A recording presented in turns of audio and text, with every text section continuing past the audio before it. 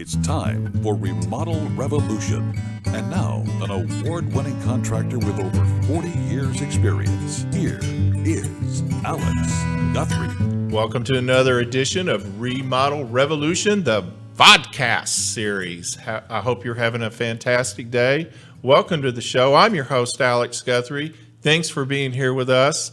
We are going to have a fantastic show today. I have my very good friend, Amber Teague, who's a lot smarter and better looking than I am, and younger, which is not hard to believe.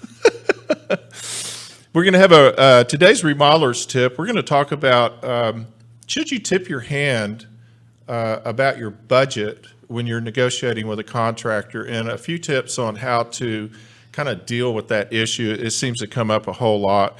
Also, we're going to talk about some fireplace tips that you need to, actually, I know it's hot outside and all that stuff, but it's time to start getting those fireplaces ready, because before we know it, particularly with our weather patterns, it could be snowing in 2 weeks. We never know about that. But first, as always, we're going to have our remodeler's tip, and it's brought to you by Total Air and Heat, my go-to heating and air conditioning company. Listen, in case you haven't noticed, summer is upon us, and your HVAC system is running the equivalent of a car going 60 miles an hour all day long. And just like a car, from time to time, your AC system needs a visit to the mechanic or from the mechanic. Now, anybody can tell you they work cheap, but cheap gets real expensive when the redo has to be redone. We know this in remodeling for sure. If you want to have the best experience, you got to hire the best. Total Air's employees are honest, well-trained, and thoroughly background checked. I never have to worry about the guys they send out to my clients' homes when I call Total Air and Heat. Total Air and Heat is a family-owned and operated. It's in its third generation. Total Air and Heat has been a fixture in North Dallas for over 60 years. Total Air is a proud dealer of train air conditioning systems, and you know how hard it is to stop a train. So give them a call, 972-881-0020. That's 972-881-0020, or contact them at totalair.com today. Okay, so let's get to our tip that Total Air is sponsoring for us today. Should you tip your hand about your budget? And before I get started, I want to introduce my co-host, Miss Amber Teague. Hello. How are you? Say hi. Do the parade wave. Yeah, there we go.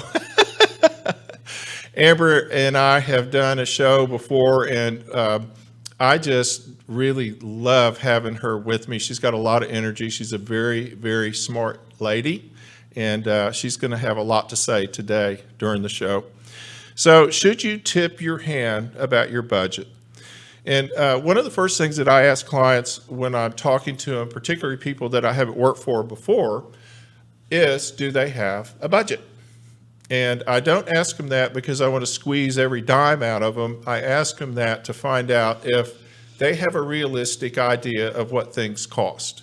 Because often it's sort of like chasing a rabbit down the rabbit hole for the contractor.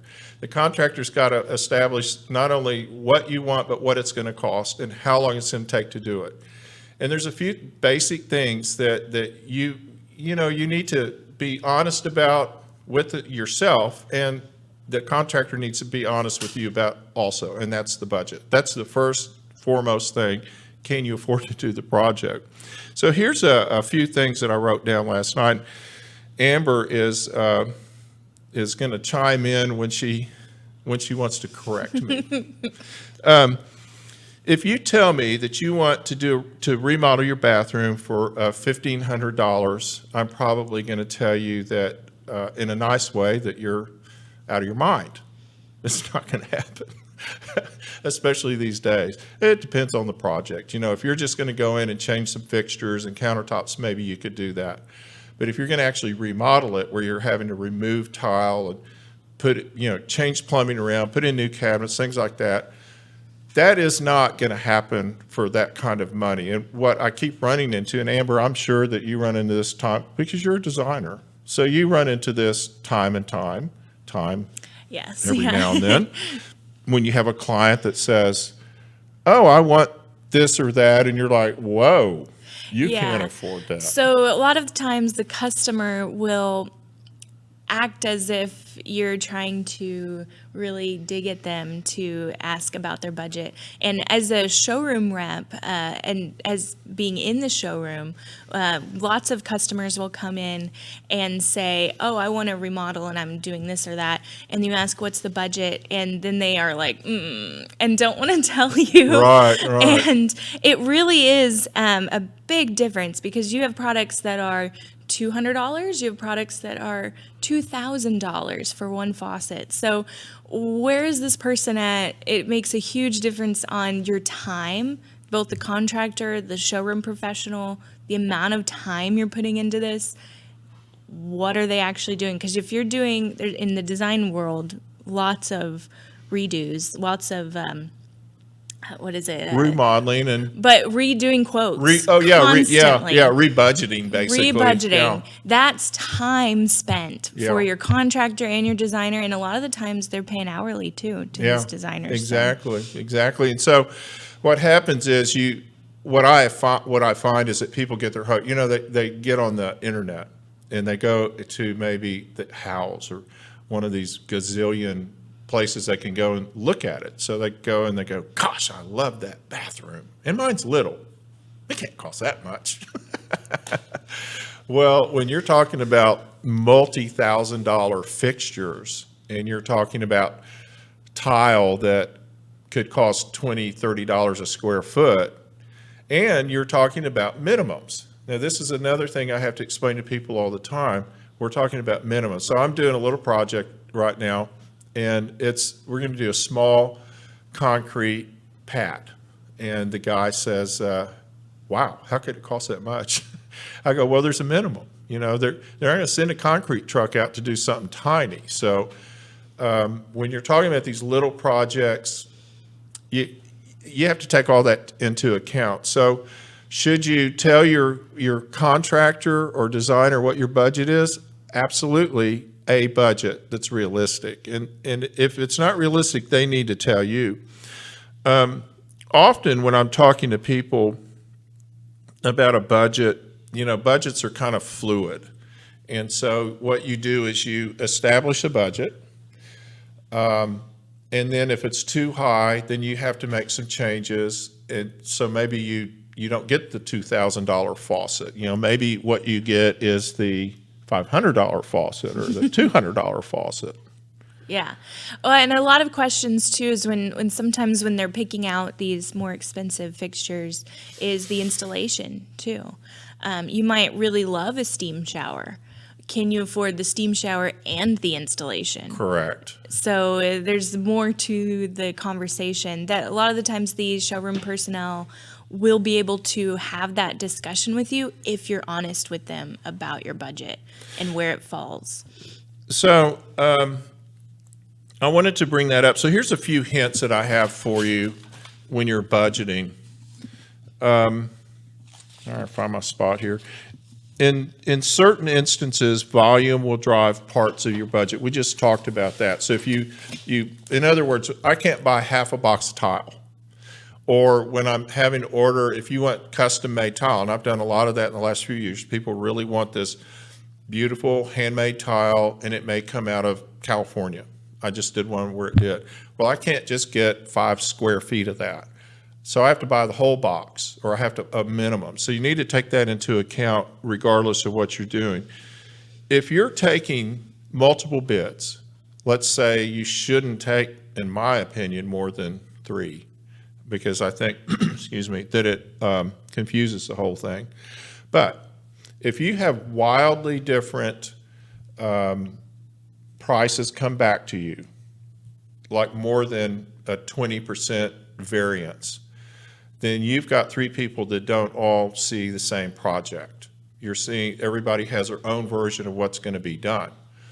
And the only way to resolve that is that you have to be very specific about what you want. That's where you talk to someone like Amber, and they put a finish schedule together, or a list of the exact appliances, the exact finishes, the paint color, everything. And I talked about this in the last show as well. But I keep running into it, and it's sort of a standard thing in remodeling where we kind of have a vision, but we don't have the details of the vision. And that's really what drives the cost. So make sure that if you're getting these crazy bids, it doesn't mean somebody's, it usually means somebody just is interpreting things different than the other person. That means they're not getting enough information. So make sure and give them the information. Don't rush the bidding process. I have a lot of people that will call me up and say, man, I need to have this thing priced. I'm ready to get going on it. I need this price in 5 days. Well, a lot of times that's hard to do. And if it's a larger project, it may not be possible to get it done that quick. I have to have time as a contractor to go through a process. And sometimes I'll take 2 or 3 prices myself on a certain thing. And believe me, that helps my clients out and helps their budget out often. So those are our tips today on how much should you tell your contractor about your budget. I think that you give them all the information you're comfortable with, and the more I know, the better. So that way I can just say, that's not realistic. You need to go down another road or whatever. So I got to tell you something. It's dry outside. Now, we just got a little rain here locally, but this time of year, the ground gets dry, it cracks, it moves, and it's doing it underneath your foundation. And sometimes the dirt dries out underneath the slab, and it'll drop it a little bit, or maybe it'll start raining when it's really dry and it pushes it up on one end, or maybe the water doesn't drain right around it and it heaves it. You'll get a little crack in the brick. You might get a crack in the sheetrock. Well, I got to tell you, it's always a question of, do I call or don't I call the foundation repair company? You know, for me, it's kind of like, do I call the dentist? I don't really want to go see the dentist, but sometimes you just got to do it. Well, what if I tell you that I have a foundation repair company that will tell you if you don't need a foundation repair? Hargrave and Hargrave Foundation Repair has been in business for over 50 years, and it's still a family-owned business, and it's one of the last family-owned businesses, foundation repair companies in North Texas. Not only are they honest, they know what causes your foundation to move, and they know how to fix it. Don't be duped by fly-by-night foundation companies that provide shortcuts and messy fixes. Call Hargrave and Hargrave Foundation Repair at 972-442-3415. Randy Hargrave is highly regarded in the construction industry among the professionals and homeowners alike. I know several builders and remodelers, including me, that call Randy at the first sign they have a problem, and often just to consult with when they're going to do a foundation in a certain area and they don't know about some issue. Randy uses the Chance helical pier system exclusively because it's the highest quality, most reliable helical pier money can buy. Give Hargrave and Hargrave Foundation Repair a call, 972-442-3415, or contact them at hargravefoundation.com. Now, Amber. Yes. You sent me an email the other day about a fireplace company, and I'd never heard of it. And lo and behold, I find out I'm not the only one that's never heard of it. Because you're the only one in the United States outside of New York City that does know about it, right? Yeah, I'm their first rep in the U.S. I think he has another one in California right now, too. But yeah, I took on this line, and I absolutely love it. I'm glad you do, too. I looked at it, and I went nuts. I thought, wow, these things are very, very cool. And they're called Glamfire. Yes. Spell that. Glammfire, Glamfire. Very flashy. Very, very flashy, very flashy, and very interesting in what they're doing with them. So let's talk about the finishes. So they call it a lacquered steel finish. Yes, yeah. So our barbecue and outdoor fire pits are lacquered. Their steel is lacquered so that it can really be wearing outside and stay beautiful. Well, it probably gives you some options on finishes. Oh yeah, there's lots of finishes. They can do a black lacquered steel, regular stainless steel. The Cortan steel is a very unique, almost like when copper ages, that kind of look, but it's on stainless. And Trust me, I know about aging. And if you can do aging and it looks good. yeah. And then you are showing also the concrete versions as well. So these are very, very interesting outdoor fire pit and fireplace units. We offer all sorts of units. There's even outdoor kitchen. There's 2 versions of an outdoor kitchen with US rated products. And one has a barbecue, a charcoal barbecue in with it, and then a sink and faucet all installed. And that one's called the La Boheme. La Boheme. La Boheme and the La Boheme 2. So you could have a La Boheme party. Yes, All yeah. right. These are awesome units. Yeah, so we can, do you want to pull over the unit here? Oh, yeah, we have, Amber's have to reach over here and pull over this little tabletop fireplace. This thing is amazing. It's very, very modern, very cool looking. Yes. But let's talk about the fuel. Now, this is interesting because you can actually burn this inside. Yes, yeah. The bioethanol, we have some products that are actually built into furniture pieces. So you can burn it indoors. It does not produce smoke. It will produce some heat. So you get this really cool atmosphere. You get the ambiance. Yes, yeah. So we have it really opens up what you can do with a fireplace indoors or outdoors on a patio, or, as you know, lots of people are remodeling, doing these indoor and outdoor units where the doors all collapse on each other and really cool. But the interesting thing to me about these fireplaces, it's multiple fuel fireplaces. So you can do, now of course on something little like this, you would have to use the biofuel. And the biofuel is basically vegetable-based bio fuel. Ethanol, yeah. Like ethanol, just like you run in a car. And so it doesn't have carbon monoxide type off-gassing. They do recommend that you have a window open or cracked or a door open or cracked when you burn it, but I think if you have something small like this, I doubt that's going to be a big issue. You know,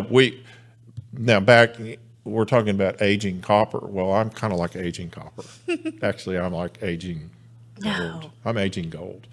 And back in the day, as they say, we had we'd put these little fire things going and we'd cook food on them. You know, I can't remember what it's called. You might not want to cook food on this one. Right. You can, I'm sure. But, you can do a marshmallow, but I'm sure that whatever we were breathing wasn't nearly as good for us as the. Now, this is not the same as the little burners that do a gel. Right. This is going to be an actual liquid. So there are units, not from Glamfire, but other competitors or other versions you can get at Home Depot and things like that have almost like the food heaters you do at an event, at a wedding. So you can place those. Our brand does actual liquid bioethanol in the unit here, and it actually comes with the funnel. There's a funnel and a container, and you just pour it in the middle. And it comes with a cool lighter. Yeah. Show them the lighter. Does that come with it? Yes, yeah, this comes with Very it. cool. Very slick. Yeah, a little. So what if you thought that was like a pen and you actually burn the paper and says sign the paper? Hey, I like that. Well, this you just do. It's long enough where you just go right in, and it'll light then, and there's the little plates in there that soak up the liquid, and it'll keep burning. Now, if you go to the Glamfire website and you look through it, you're going to look at about 100 things, and you're going to go, I got to have that. I just got to Have it. It's amazing. Well, contact Amber at unlacquered.com. .com. Yes. Or Amber at unlacquered.com. Yeah. 'Cause Either that's way. the only way you're going to get it. Yeah. So yeah, if you're a contractor or designer looking for something unique, the version I have on the table right here is a mini version of our outdoor fire pit called the Cosmo. So check that out. Go to the website. Look it up. I think you'll be really impressed. They have fireplaces, barbecue pits. They have these little indoor units. They have the heaters, those big ugly heaters on the patios in the restaurants. They've got cool patio heaters that look just like that, only they're very cool. So if you're doing a new home, particularly if you're doing a home that's in this new style that everybody's really, it's not really new, but the style everybody's liking, the transitional or the modern type architecture, that's actually what this is designed to look best in, and it really does. These units are made in Portugal.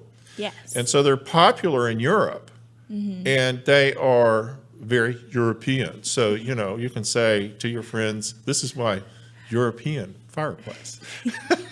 Yeah, I think one of the best reps is there's one in France and one in Dubai as well. That's right. Yeah. So when you go on and you look at their website, you can look at them. I did, and I was very impressed with it. And so I hope that I hope you get sell a lot of them. I'd like to see them in homes.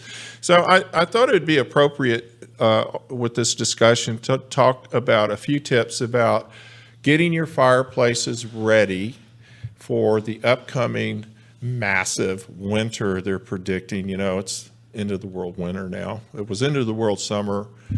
Now it's under 100 degrees here locally, so it's end of the world winter. And so there's a few things that I want to talk to you about today about fireplaces. Now, fireplaces, I have a friend that just had her house remodeled, and the people that remodeled it weren't paying close attention, and they put a hearth in front of her fireplace out of wood. Now, there's clearances you can do that with, and it's okay, but there's some minimal things that you need to do to keep that safe. You don't realize, even if it's a fake log, even if it's just the little fake logs, where you turn on the gas, it's just a real gas flame, fake logs, it gets pretty hot. And so there's code requirements to keep that from turning into a problem for people. And these people didn't do it. So I had to go in and I had to get tough. And I did. And they still didn't fix it. So. Can I ask you something? Yeah. So when you're talking about code requirements for fireplaces, from what I'm gathering from doing these fireplace line now, in New York and Los Angeles, California, their codes are changing. Yes. No longer doing wood burning fireplaces. Yeah. So keeping track of that, because as we know, things that start off in California end up everywhere else. Sadly. Sometimes sadly, sometimes goodly. But yeah, you're right. And so you have to, you're right. That's a great point. Be familiar with the local code, whatever it is. Most of these fireboxes have a 1 inch clearance requirement from anything combustible.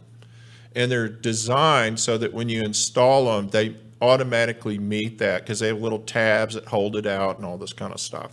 I had one house that the guy put in a fireplace, a metal firebox.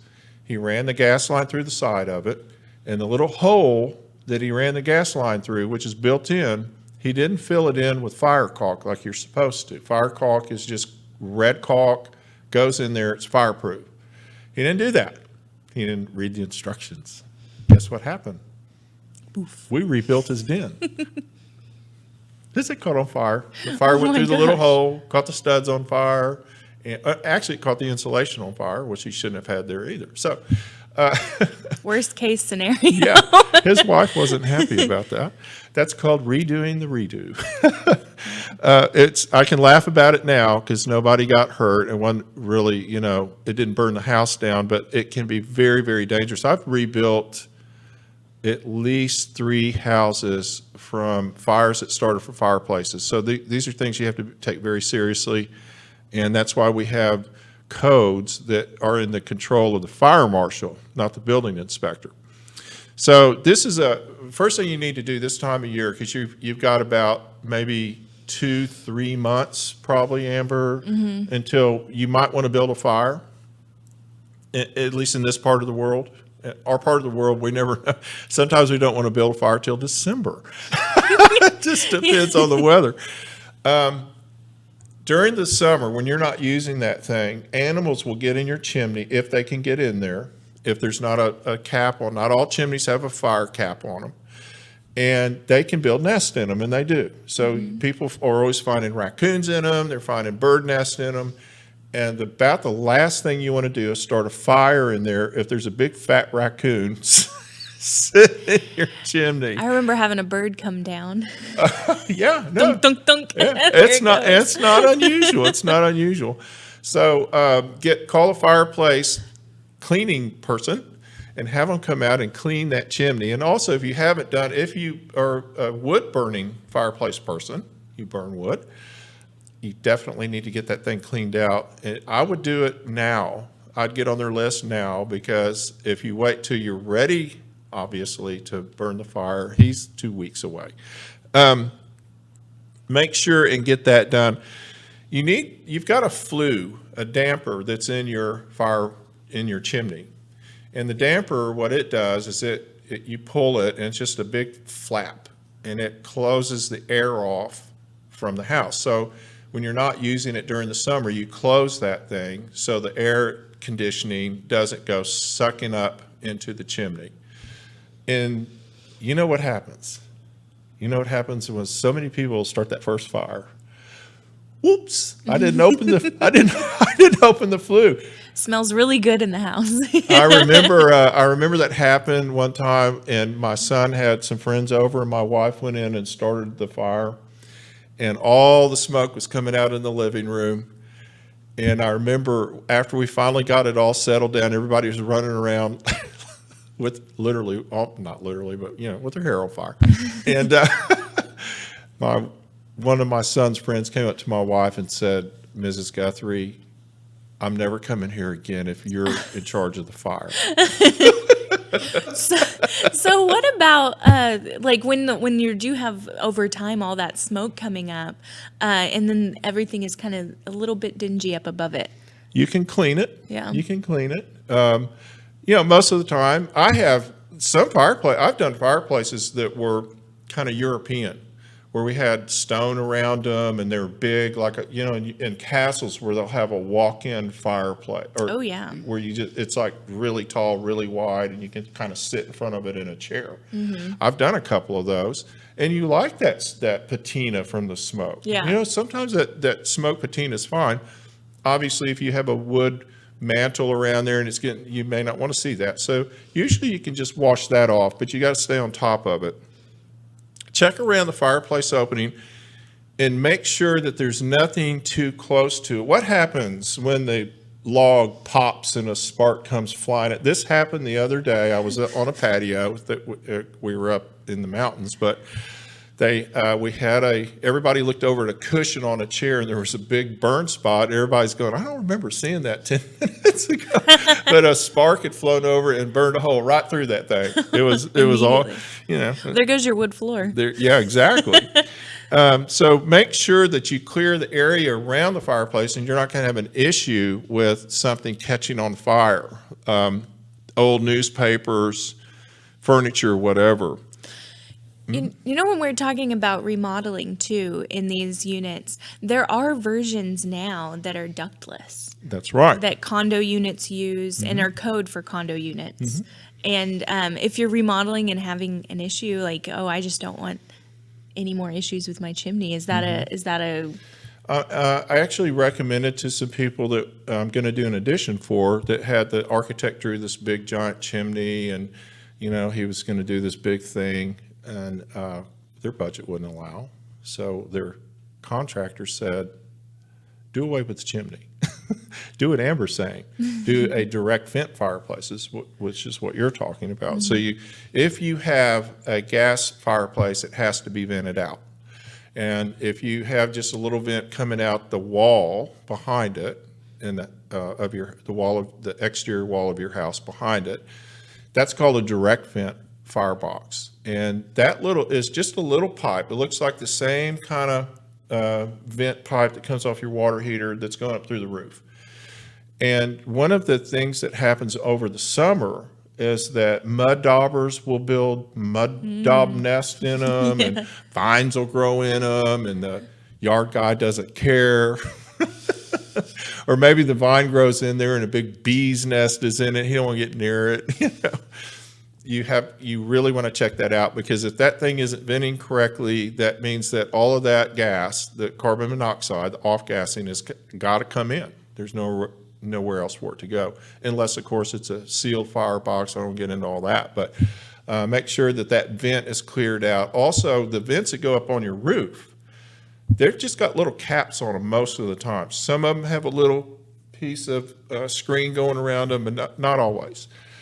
Make sure those things are cleared. Anything that you have that's a gas appliance, which a gas burning fireplace, water heater, furnace, all of that stuff has the potential of having those pipes either get clogged up from birds or bees or whatever, or in the case of the ones that go through the attic, we constantly find that they have been knocked loose. So maybe that flue pipe is not connected properly. Somebody bumped into it, or maybe the wind blew really hard and knocked it off. It happens all the time. And so you want to have all that stuff checked so you don't have carbon monoxide coming into your living and breathing area.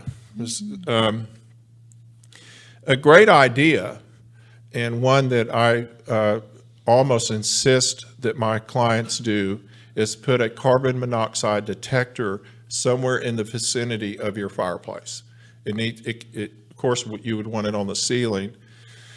If you have appliances in your attic, gas appliances in your attic, you want to make sure and have one up there as well. You want to know if this stuff's coming out and it sets an alarm off. And a lot of these alarms are tied into your regular alarm system on your home, and some cities actually require that. But make sure and do that. That tip was brought to us. Oh, go ahead. Oh, no, go ahead. Yeah, you're good. By Windsor Door. So what does a garage door do besides enhance your home, protect your family, and secure your vehicle? Well, when you contact the pros at Windsor Door, you'll learn how a truly high-quality garage door company can make a difference. Stained glass windows, insulated doors, raised panels, steel, and wood. Windsor Door has them all and much, much more. And nothing makes a garage door work better than a high-quality opener. That's why the folks at Windsor Door use only LiftMaster garage door openers. And it's no wonder. LiftMaster is the #1 professionally installed garage door opener. Only LiftMaster has patented MYQ technology, which alerts you if you forget to close your garage door and lets you close it from anywhere, anytime, with built-in Wi-Fi technology. It also has battery backup, so you can get in even when the power is out. So contact a Windsor Door dealer near you at windsordor.com. Thank you, Windsor Door. Now, Amber, we were going to talk about some plumbing. Oh, yeah. Amber loves plumbing. I love everything about showrooms. Yeah. So what we were going to discuss is going right along with your budget conversation. And if you're using a contractor or a designer, they have these relationships with their people at showrooms. Mm-hmm. And part of the process is, like you're saying, do not rush the process, because part of the process is getting bids and different pricing quotes from all the different types of people out there. And part of that is how fast it goes to get those pricing quotes. Mm-hmm. And if you're a customer trying to do it on your own, then you don't have those relationships with those showrooms. Plus, you have the internet, which has a gazillion options that confuse you beyond reason. Yes. So a lot of showrooms are actually finding it really beneficial to specify product that is not found on the internet. And There's products not found on the internet? yeah, there's brands Get out out of there. here. No way. Yeah, Really? there's brands out there not selling out to the man Wow. and going out on the internet. So that are just as good as anything else. And what customers need to know is when you're going to a showroom, you're getting quality product and if you have the budget, for the same price as the internet. So you're talking, let me ask you this. So there was a time when we had to go to a showroom. We had to go to a showroom to get certain products because they were really for the trades only, is what we would call it. So you had to be a contractor, designer, architect, exclusively to buy these. Is that what we're talking about here? So most of the showrooms now, you can walk in as a homeowner and go and look at product. And actually it's recommended, especially for kitchen faucets. Like as for instance, if you know you hate your kitchen faucet, but you don't know why. Your kitchen faucet you get up and yell at in the morning. Yeah, or if it sprays back at you and you don't like, this thing's really getting on my nerves. Or a lot of the times it feels weird in your hand because maybe it's a different size than you needed, and it just wasn't meant for you or in your situation, in your So kitchen. in other words, if you're obsessing over your kitchen faucet, it might be time to get a new one. Don't buy online. If you, a lot of these things, and you know this, remodeling is not the time for experimentation. Great point. Because if you're remodeling your kitchen or your bathroom and you don't do it for 20 years, Yep. this is a 20-year commitment for you, Yeah. why risk buying something online that you have no idea, never felt it, never touched it? It could be plastic. And I always have told my clients, I don't care if you want to do it or not. My advice, strong advice, is to do exactly what Amber just said. You need to go to the showroom. You need to go and touch and feel the things that you're purchasing. And that, in my world, includes the tile, the granite, whatever it is. It has, sometimes you look at a product and you just feel good about it. Or sometimes you look at a product and you think, wow, I thought I was going to really like that, but I don't like that. Yeah, we've all bought things online and then regretted it. Yeah. Well, I'll tell you another thing about buying online is what we're experiencing in our industry is that people are going on eBay. I'm not anti-eBay at all. I think eBay is fantastic. Used product? But it's used products. Yeah. And so they'll go and they'll buy it and they'll call and then they'll say, hey, Alex, I need your plumber to put this in. And the plumber opens the box and there's a screw missing or there's a scratch on it or something. Or the drain didn't come with the bathroom faucet. Or it's a different color. It's a different color stainless steel or chrome. Yeah. Nickel's the worst one on that. Right. So Amber's absolutely right. Go in, touchy-feely.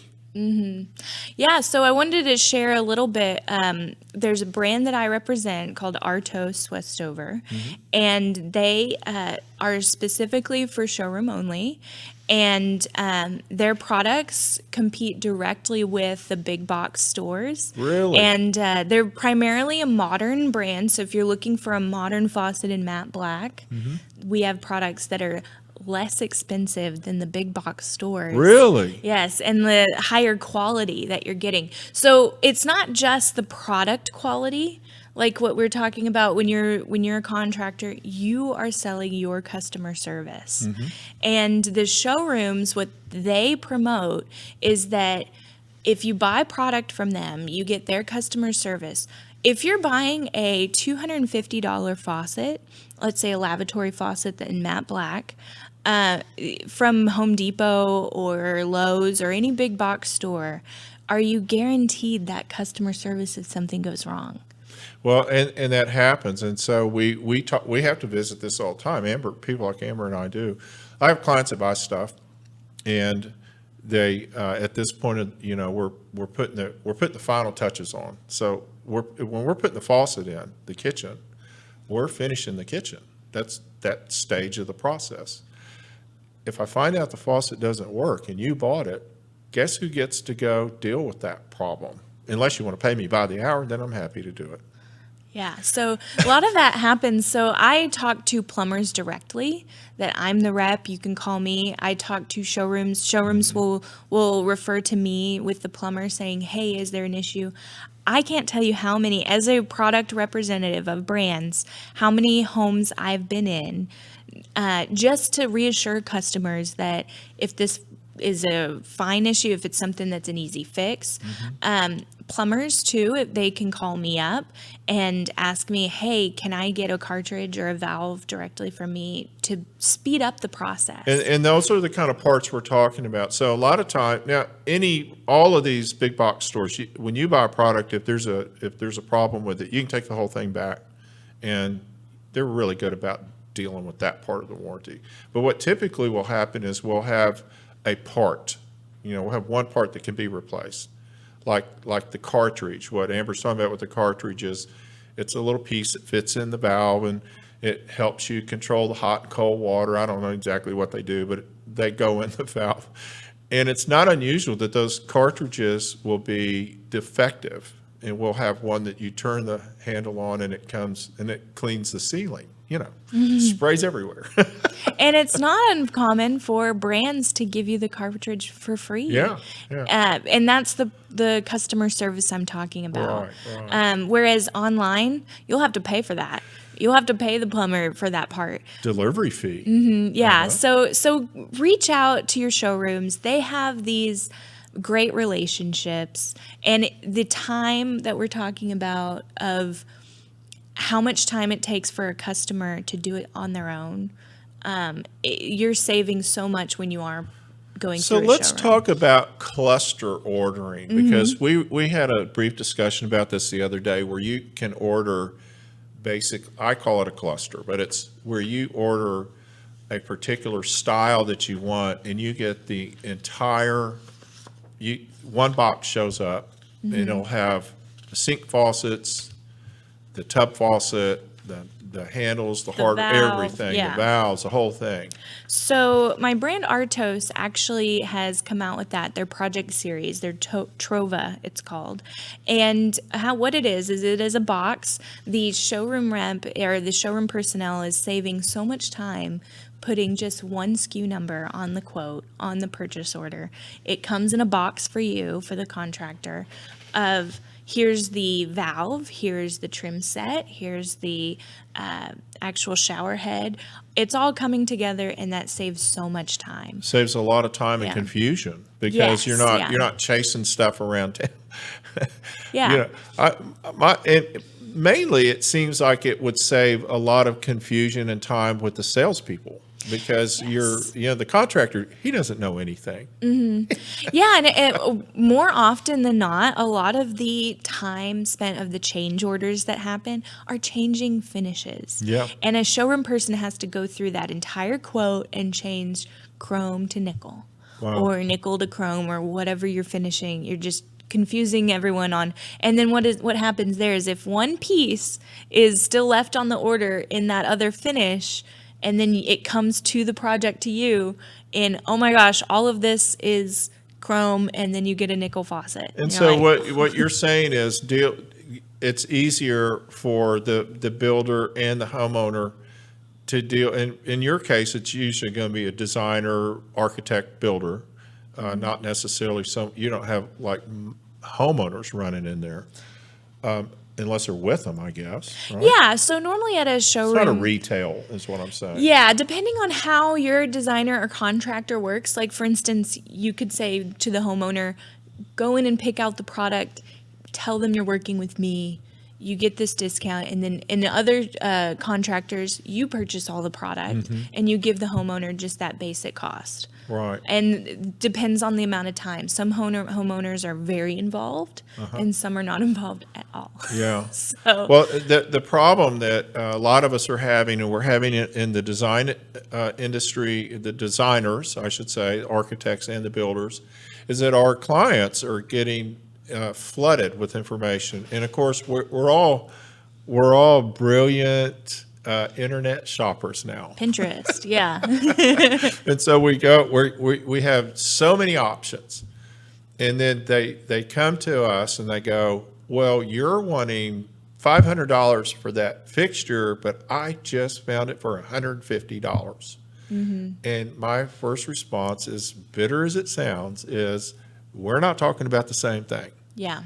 How many times have you heard that the valve actually didn't come with it? And so that $200 they thought they were saving, you just paid it again. Or it just wasn't what they thought they were getting. You know, a lot of times it's just not what you think you're getting. So be very careful about that.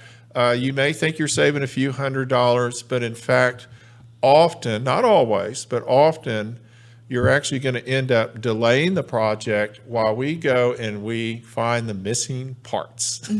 So when you hire a designer or an architect or a builder, when you sign on the dotted line, you need to trust that person's judgment or don't hire them. If you don't trust them, don't hire them. If you do hire them, believe me, they're trying to do the best they can to make this whole process work better for you. So that was so much fun. I so much enjoyed it. Yeah. Next week, we are going to have Andy Armstrong from Fujitsu America. Andy is a vice president of sales, and we're going to talk about some of the new products that Fujitsu has. It's pretty amazing how technology has really changed. These products are air conditioning products primarily. And he's always a lot of fun. We've had him on before, so don't miss that show. Same time, same day, same pretty bald head. And I want to thank Amber. Thank you so much for being here. It's always fun. You're an amazing lady. Call Amber. Check it with unlacquered.com. Get hold of Amber. She is an amazingly talented lady. Also, thank you, Mr. Ziggy Becker, the executive engineer at On Air Media. And thank you, On Air Media. I love you guys. You're awesome. And thank you to all of our sponsors. We love you, and we hope that you're enjoying this ride as much as we are. So thank you so much. But mostly thank you to our audience. Without you, none of this is even worth doing. And I really enjoyed the emails that I get and the interactions I get. And I hope you are too. Let me know you want some shows or any questions you have about what we've talked about. Just email me, contact me on Facebook, however you want to do that.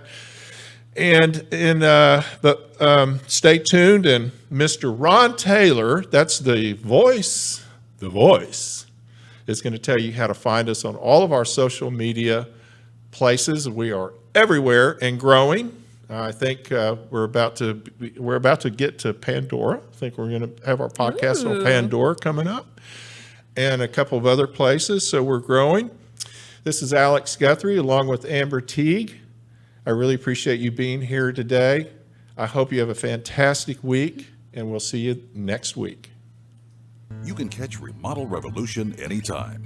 Follow the show on the website, remodelrevolutionradio.com, or on social media, Facebook, Instagram, and Pinterest, using the handle @Remodel Revolution Radio. You can always listen to the show on iTunes, Spotify, Google Play, and TuneIn. And watch the show anytime on YouTube.